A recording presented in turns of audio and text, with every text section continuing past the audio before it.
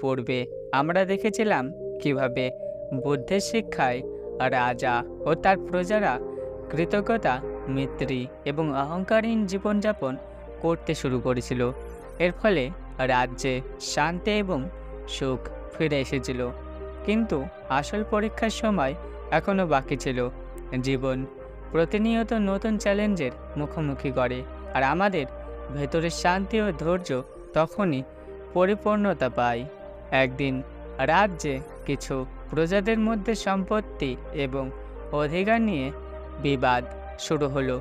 তারা ভাবতে শুরু করলো তাদের জীবনে সুখ এবং স্বাচ্ছন্দ্যের জন্য আরও বেশি সম্পত্তি এবং ক্ষমতা প্রয়োজন।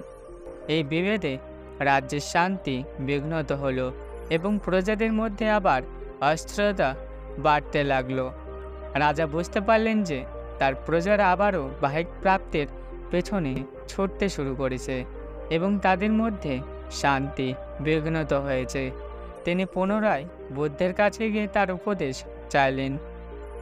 বুদ্ধ হালকা হাসি দিয়ে বললেন, বাহ্যিক সম্পত্তি আর ক্ষমতার আকাঙ্ক্ষা মানুষকে বিভাজিত করে।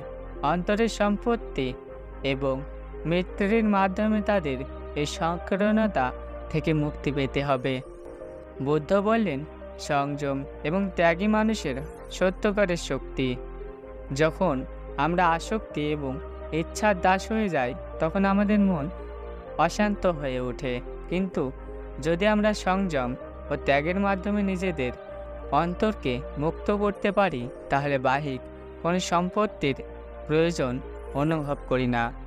আর রাজা তার প্রজাদের বললেন, যে ব্যক্তি নিজেকে ত্যাগ এবং সংযমের দ্বারা নিয়ন্ত্রণ করতে পারে তার মনে কোনো ধরনের লোভ বা সম্পত্তির অভাব থাকে না। প্রকৃত সুখ এবং শান্তি বাহিরে নয়, বরং আমাদের অন্তরেই নিহিত। আমাদের জীবন তখনই অর্থপূর্ণ হয় যখন আমরা অপ্রয়োজনীয় চাওয়া পাওয়া ত্যাগ করতে পারি। প্রজারা রাজা এবং বুদ্ধের এই শিক্ষাকে গভীরভাবে গ্রহণ করল। তারা নিজেদের মধ্যে ত্যাগের অনুভূতি এবং সংযমের অনুশীলন শুরু করল। অপ্রয়োজনীয় চাওয়াগুলি ত্যাগ করে তারা একে অপরের প্রতি সাহায্য এবং সহানুভূতি প্রকাশ করতে লাগল। তাদের অন্তর শান্তি এবং সুখে ভরে উঠল।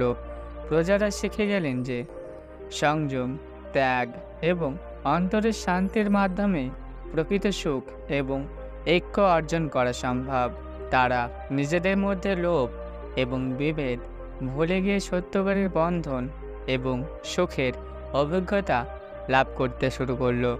রাজ্য ধীরে ধীরে একটি আদর্শ রাজ্য পরিণত হলো, যেখানে সকলে একে অপরের সুখ এবং শান্তির জন্য প্রার্থনা করত।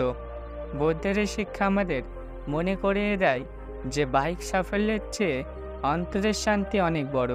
ত্যাগ, সংযম এবং মিত্রের মাধ্যমে আমরা প্রকৃত সুখ ও শান্তি অর্জন করতে পারি। যখন আমরা নিজেদের ইচ্ছাকে নিয়ন্ত্রণে রাখতে পারি তখনই আমরা জীবনের প্রকৃত অর্থ অনুভব করতে সক্ষম হই। বন্ধুরা, এই গল্প যদি আপনাদের মনে কিছু শিক্ষা এবং শান্তি এনে দেয় তাহলে আমাদের চ্যানেল সাবস্ক্রাইব করতে ভুলবেন না। আরও এমন প্রেরণাদায়ক এবং শিক্ষণীয় গল্পের জন্য আমাদের সঙ্গে থাকুন। বুদ্ধের শিক্ষায় জীবনকে আরও সুন্দর করে তুলুন।